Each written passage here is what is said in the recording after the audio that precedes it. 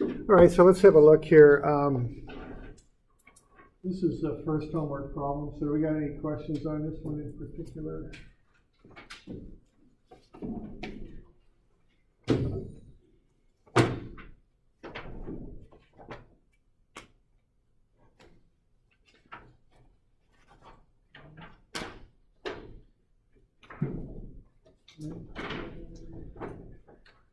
So what's going on here is we've got this amp that starts at the middle and walks outward, constant acceleration.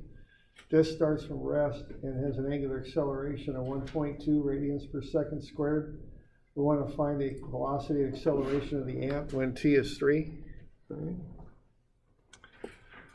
All right, so what's happening here is you've got two motions that are happening somewhat independently, I guess. You've got the rotation of the disk plus the outward motion of the amp. So if you put those together, what you end up with is a type of spiral, okay? So what you've got is a linear outward motion. What I'm trying to do here is go through my thought process on this. Plus rotation. And that equals spiral, okay? You all with me there? Okay. Now, when I'm on spiral, what I think of is polar, okay? So this is my thought process.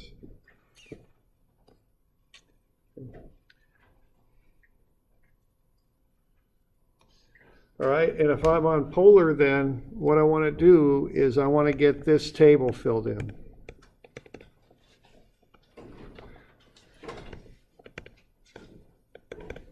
Okay, so that's what I think about with this stuff is okay, I got outward motion plus a rotation, that's spiral. If it's spiral, I'm going to do polar coordinates, and if I'm going to do polar coordinates, I need to fill in that table. That's kind of the thought process. You know, 1, 2, 3, then I run through to get to where I'm going to go. But I just thought that was worth it. So that's kind of what I'm thinking about. All right, and then what I want to do is I may or may not need to fill theta in. I always just put it into the table because sometimes you don't need it usually, but sometimes you need it to get something else. So the only real things you put in the formula, the other 5 things, you know, are r dot, theta dot, and theta dot dot. But sometimes you need theta, so I just go ahead and put it in there. May or may not need it. All right, so we got an amp that starts from rest. Okay, now let's kind of pick out some of these terms that we like to be able to identify. From rest, that means what? V equals 0, right? V0 equals 0. You all good with that? Yeah, we've seen that before, right? I'm sure. Okay, so let's translate this stuff. Walks outward with an acceleration. Okay, now I don't see anything about that acceleration changing. See, the acceleration is 0.2, so to me that means constant acceleration. Okay, which is kind of the difference between algebra and calculus on some of that. Okay, the disk starts rotating at the instant the ant starts to walk. So that to me says that theta dot sub 0 is 0, okay, because it starts rotating at that time and has a constant angular acceleration too. All right. So that's the reading that I do and kind of the meaning I put into it. So before I start doing numbers, I kind of go through this stuff and think about it a bit, all right? All right, now what the spiral is kind of a combination of an outward motion and a rotation, or maybe it might be inward too, inward motion, but a motion in and out towards the center of the polar coordinate system. So it really does work well with polar coordinates. You know, the two parts of spiral motion fit into the two sides of this chart I've set up, okay? So what do we got here? We've got the constant angular acceleration is 0.2, right? And then the angular acceleration, constant angular acceleration is 1.2. So I think you can get those fit in there pretty well. All right. Now, what r dot is v. It's an outward velocity. Okay, so to get r dot, I'd probably just use an analogy because it's constant acceleration, so I can get away with this like that, right? You okay with that? You with me there? Because it's just, if the plate wasn't rotating, this would just be the acceleration that the ant's walking in a straight line with outwards, right? And I kind of break those motions up in my mind and think about them separately. So what I would get with that then is what v is r dot, okay? All right, so if, and I'm kind of going to run out of room here maybe, but let's see what we can do. So r dot, so I'm kind of going with a v equals v0 plus at kind of approach here, and that would be r dot would be v0 plus, well, v0 is 0. I mean, we got that. Okay, so let's just put that in there as such. So that'll be 0 plus whatever the acceleration is times the time. So that's starting to look a lot like 0.2t, right? We're good with that? Now, to get r, there's two ways to do it. You could stay with your constant acceleration deal. You go like this. You could integrate also. You could do it either way. Okay. Whichever way you like. I mean, calculus always works, all right? Algebra only works when you got constant acceleration. So, remember that. So based on that, you'll get r, and it's 0.1 t cubed. All right? Now, if you like calculus, all right? I'm sorry. Oh, yeah, I busted that. Thanks. Squirt. My bad. There we go. Okay. There we go. All right. Now, if you like doing calculus, you could have gone this way too, and it's perfectly valid. I mean, whatever works is fine. So what you got for r dot dot is 0.2. What that is dr dot dt is 0.2. Then you split the stuff up. So dr dot is 0.2 dt. You integrate, which means to add up over an interval. We're doing that to change those little differentials into actual variables that we can work with. And we know that the thing starts at the center, so the radius is 0 when the time is 0. And then you go to r dot and t, and then you do the integration business. So the integral of dr dot is r dot, and you got 0 to t of 0.2t. Plug in the limits, you just get r dot is 0.2t, all right? So that's the calculus version. And then what r dot is dr dt, right? And that's 0.2t, so dr is 0.2t dt. And then radius is 0 when the time is 0, r and t. So integral of dr ought to be r from 0 to r. Integral of 0.2t ought to be 0.1t squared from 0 to t.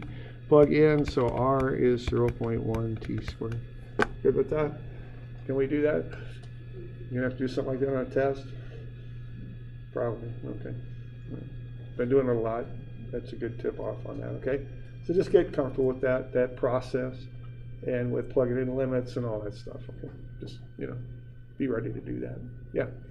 Something like this, it doesn't really matter what orientation the ant starts walking out, you just set that angle at 0. Yeah, right. Yeah, I don't think the angle really enters into this one too much. Which, sometimes, and I can't give you a set of rules, always do this, always do that. I mean, sometimes, when you're given the formula for a spiral, often the radius is related to the angle in that case, when you're given the actual spiral equation. Then the angle would matter. But on this one, I don't think it really does. Okay. All right. Okay. Now, you got to do the same thing and kind of walk back to theta dot, all right? You want to do that. All right. And so I'll let you figure that one out. Now, finding these values out, in this case, we're doing these in a very functional sort of way. The first thing is to come up with the expression. The next thing to do is to plug in whatever the variable is that you're looking at, which for us is t equals 3, okay? And this one you didn't really need the angle, so even though I put it in the table, I won't fill it out because we don't need it, okay? We could find it, but I don't think we need it. All right, then you just plug in t equals 3, so 0.1 times 3 squared ought to be 0.9. 0.2t ought to be 0.6. 0.2 doesn't matter what t is, it's just 0.2. This is just 1.2. I think this one comes out to be 3.6, okay? If I remember right.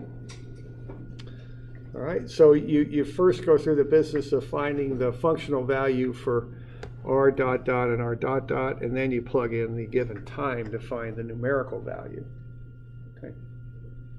So now I got numbers for all that stuff, so I'm good to go, and I can just plug it all in, okay? So that's kind of the deal. Now the plugging in part, is just a matter of having the formula. Now you do have a formula, right? Because I give you all these. I got a formula sheet, and I've got where it says polar there on your formula sheet on the left. It's all right there, so you just plug it in, okay?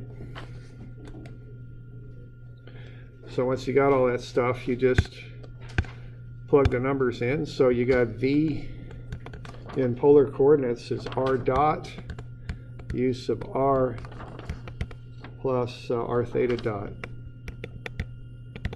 U sub theta, even though remember that theta, that's transverse is what that is. That's the axis that's perpendicular to the radial axis. So don't get fooled by that theta. A lot of times people will look at that and think you're getting something, in this case, in like radians per second, but you're not. You're getting meters per second, or whatever units are in. That theta doesn't really mean an angular type value. It means transverse. And I almost wish they had a different subscript for that, because it causes confusion sometimes.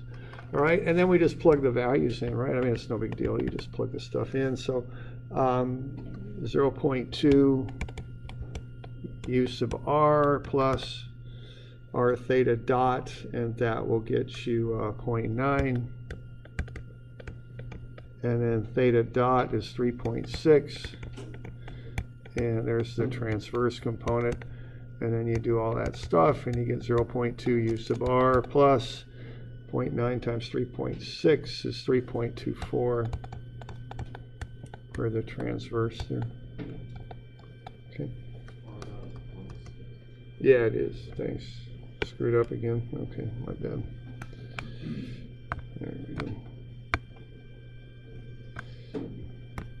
There we go. Okay. And then you get A, and you just plug into that too. It's like I say, it's not a big deal. Just watch your signs. Remember, when you do the acceleration term, what you've got there for that radial is the rate at which the object is accelerating outward from the center. That's r dot dot. It's kind of like if you just freeze it and just look at how the object moves in and out towards the center. Okay, you consider that, but then you also have to do that r theta dot squared, which is the normal acceleration. That's the same thing as v squared over r. It works out to be the same. Okay, and that's the radial component. So that second term gets a negative sign because it's in towards the center. It's the normal acceleration. And then you got r theta dot dot plus 2r dot theta dot. Okay, and that's the transverse component. You just plug in everything. No big deal there. And you get negative 11.46 for the radial and plus 5.4 for the transverse. All right.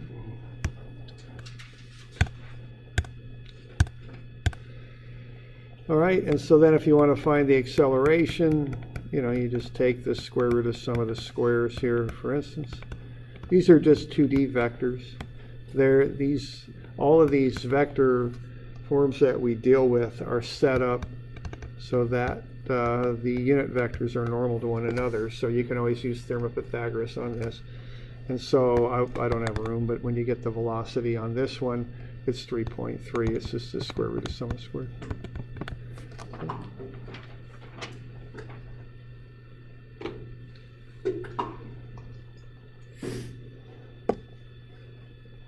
So we doing all right with that?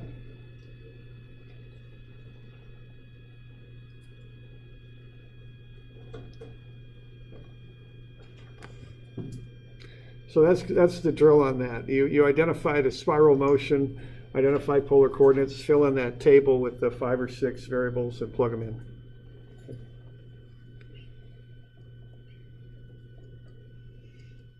All right. Now the next one here is this one. This one you're given some information here. This is given as a spiral path. So again, we're spiral here. We want to use polar coordinates.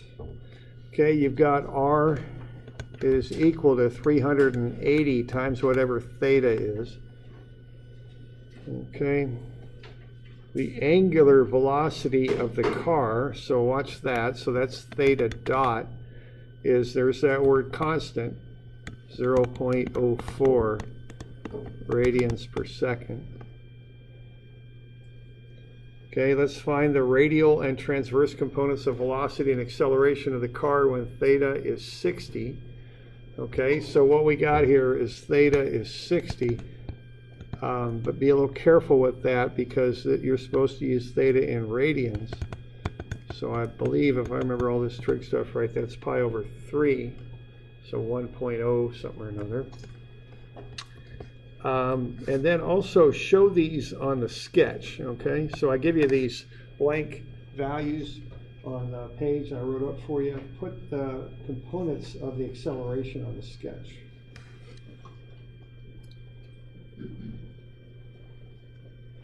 Okay.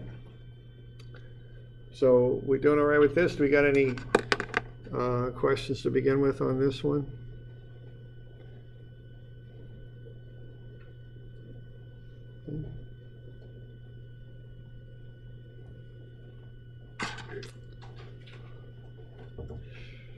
All right.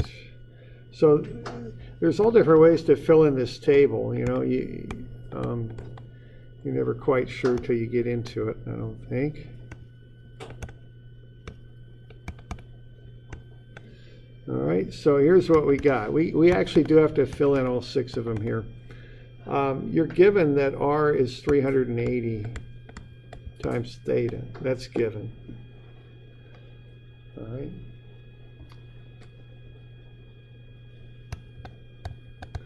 Now, you know what theta is. You're going to want to figure out how many radians 60 degrees is. So just be sure you get that into radians. So once you've got that, you can plug it in there, see? And you'll get 398 basically. Is this in meters? I think it is. Yeah, okay. All right, now on this one, you're not given too much on this. You know, you should be able to know what theta dot is and theta dot dot. So if you're given that, see, this is another form of this stuff. I don't really know, you know, exactly how some of this stuff all hangs together, but I know if r is 380 theta, that r dot is 380 theta dot, and r dot dot then is 380 theta dot dot, see? That's all you got to do the derivatives on these, just put dots on them. Okay? And really what's going on here is we're kind of bypassing the whole need to do the functional stuff. Because if I know that r dot is 380 times theta dot, I can take whatever theta dot is as a number and plug it in. Okay? And if I know that r dot dot is 380 theta dot dot, I can take that number and plug it in. That's all I got to do. See? Now I'm skipping over the whole functional derivative thing, okay? Which is kind of nice. I don't know if there's a word for this. It might be kind of, I don't know. I don't know what it is. But anyway, you know, we're just bypassing that. Because we got numbers, and that's what we're interested in. I don't really care what the exact functional relationships are. If I got the numbers, I'm good. Okay? So just plug those numbers in. And then once you've got that, you just, do the whole stuff with the two equations, just plug everything in, okay?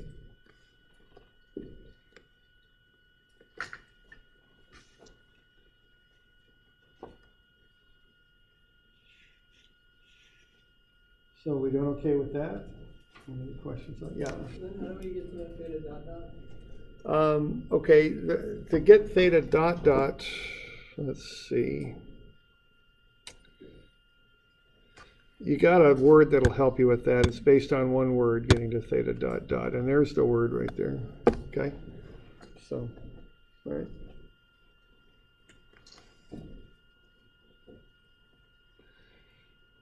All right, and then you just plug all that stuff in, and you'll get the different values. All right.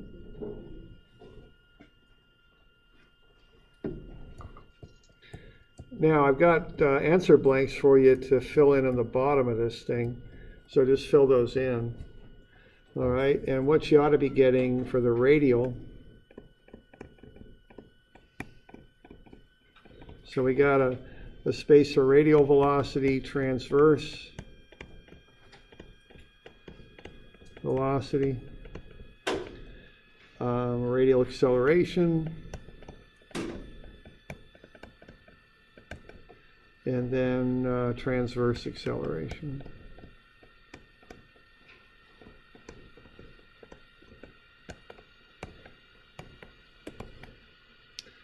So you ought to be getting, I think I gave you these answers, but 15.2, 15.9, negative 0.637, and 1.22.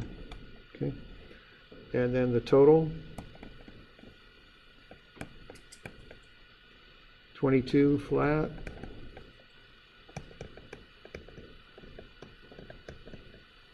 Total acceleration is 1.37.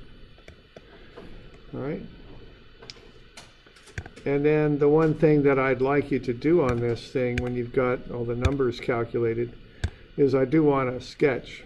So what I'd like you to do here is to take those, put them up there, take these, put them up there. Get them in their proper direction, proper orientation on the sketch. Because I want to be sure, you can visualize this.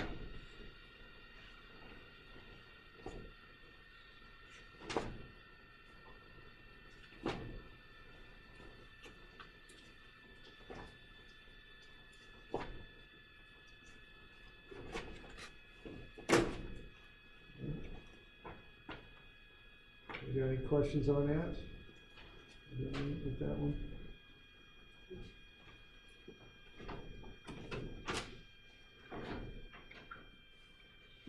Okay.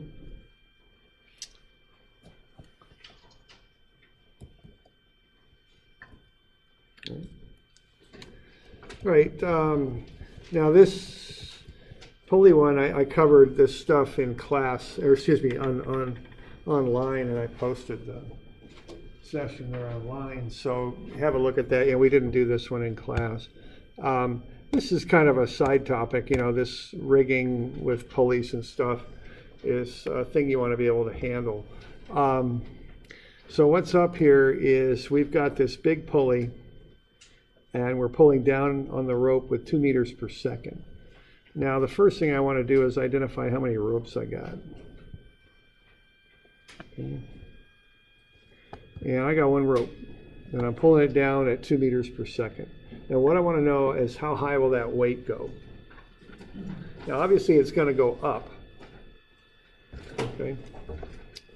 Now what I want to do is find a set point, and I think that I'll use this as my set datum as the term for that. Okay. If you're a civil type, surveyors will use the word datum to mean their control, the points they come off of to set new points.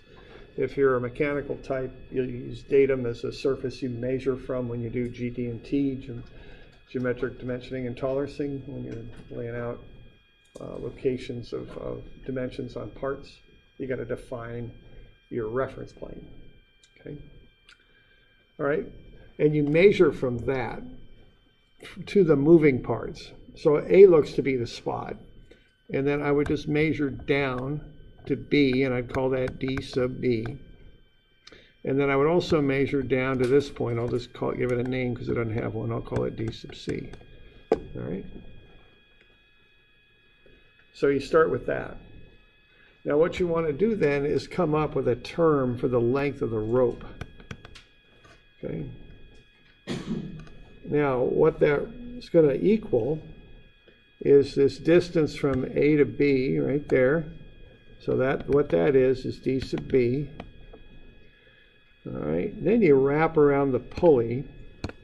Now what's going to happen when you start pulling on this thing is the pulley's going to move, and some of these distances are going to change, but that constant distance around the pulley will not. It's just going to stay the same. So we'll just call that C1. Okay. Okay.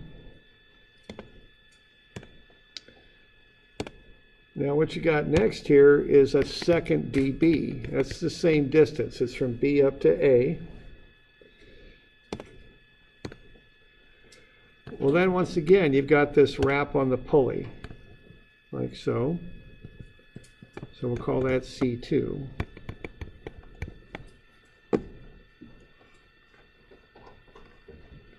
And then what you got going on after that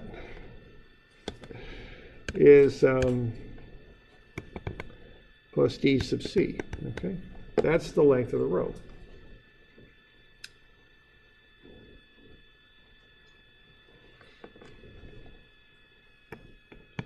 The normal thing to do next is to collect terms.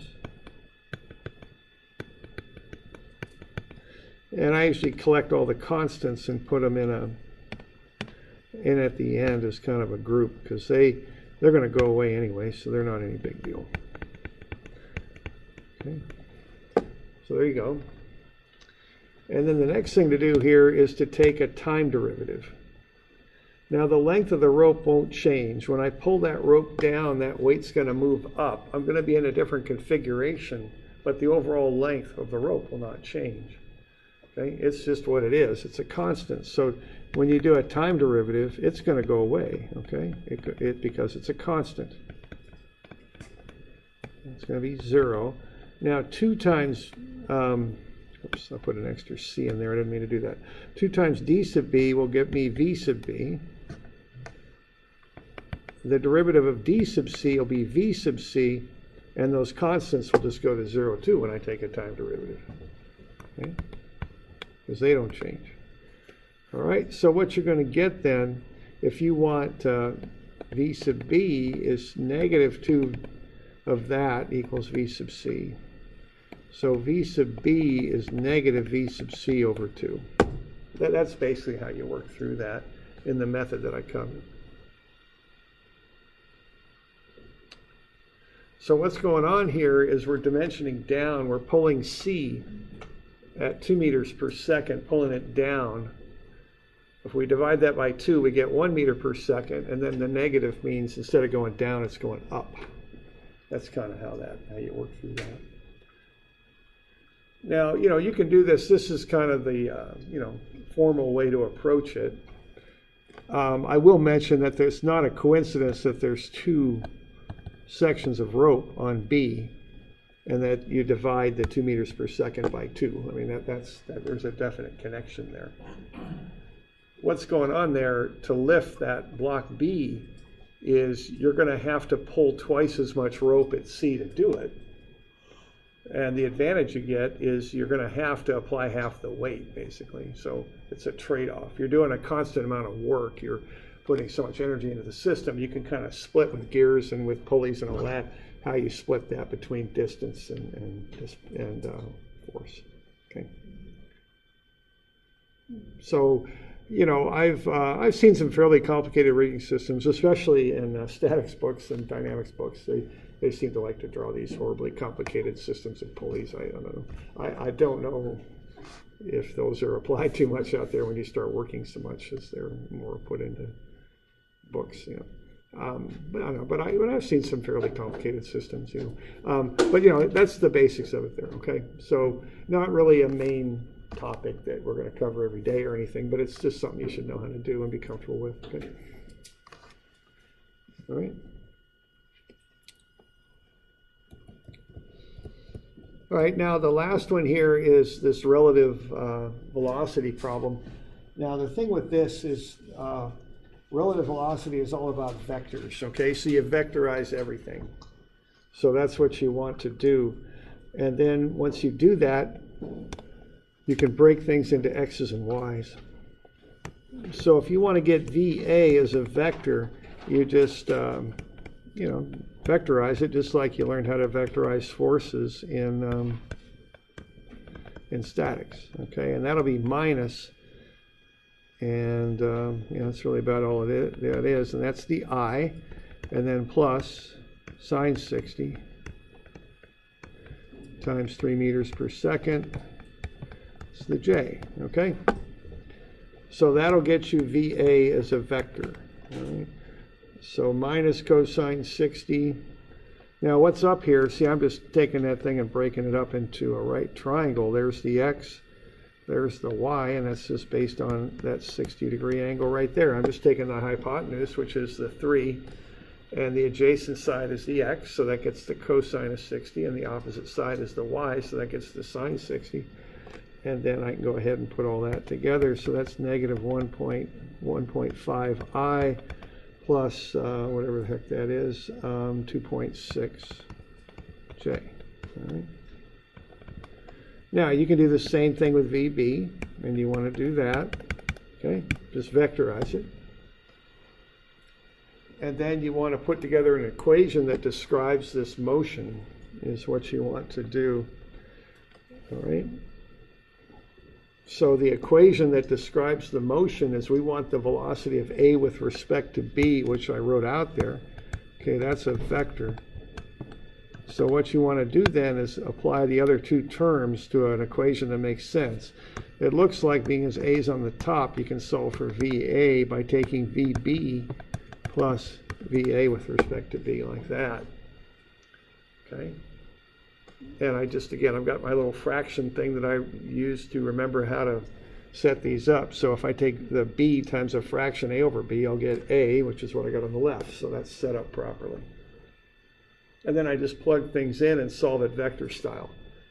And so these velocity and acceleration vectors, they work just like force vectors that you learned about in statics. Okay, you can do the same things with them.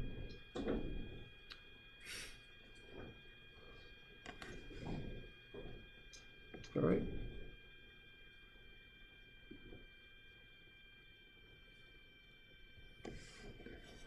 All right, so that's just a matter of working through that. So we got VA is VB plus VA with respect to B, like so. All right, and then we can just go ahead and knock that out. I mean, you've got, we could just go ahead and do that, I guess. I guess what we want to solve for is VA with respect to B, right? So to do that, you just take VA minus VB. But it's a vector thing, so you got to do the I's and the J's, separately. So I guess if I'm going to write it out all kind of formally there, I'll get this. And I better get an X in here and then a Y in there, okay? So that'll get me the X and Y components of the relative velocity. Okay, and then I'll set that equal to VA minus VB.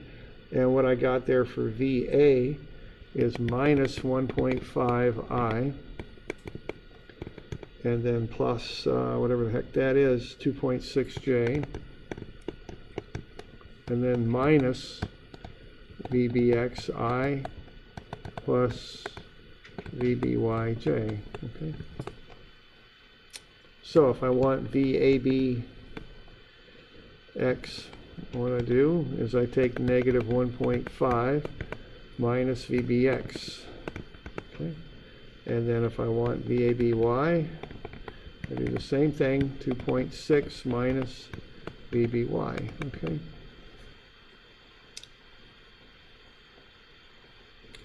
And then if I want to know what the magnitude is of VAB, what I do is I just take the square root of sum of the squares, right? just like what you do in, with vectors. And then if I want that angle, I just do an arctan.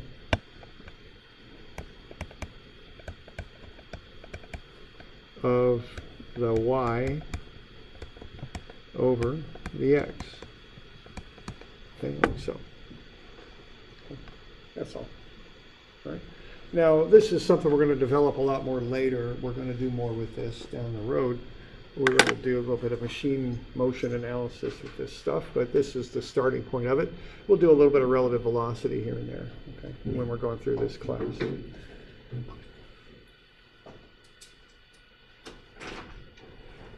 So do we got any questions on that bit?